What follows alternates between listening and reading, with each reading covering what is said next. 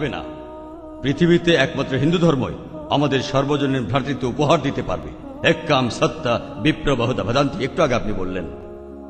ইসলাম এটা কোনোভাবেই মানে না। গরু হত্যা করছে, কাফির হত্যা করছে, তাদের সম্পত্তি কেড়ে নিচ্ছে, লুট, নারী নির্যাতন। ইসলামই বলে ভ্রাতৃত্ব, তাহলে কিভাবে আসবে? আপনার মুখে ভ্রাতৃত্বের কথা আসলে শুধু শ্লোক নিয়ে খেলা করা। আপনি আসলে হিন্দু ধর্ম বলতে গিয়ে ইসলাম ধর্ম বলে ফেলেছেন। ভাই, আপনি বেশ কিছু মন্তব্য করেছেন।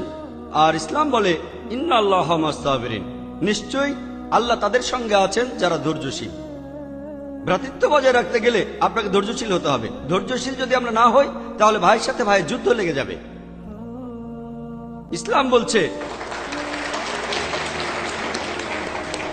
সূরা আল বাকারার 153 নম্বর আয়াতে আছে, ইন্নাল্লাহ মাস-সাবিরিন, নিশ্চয়ই আল্লাহ ধৈর্যশীলদের সঙ্গে আছেন।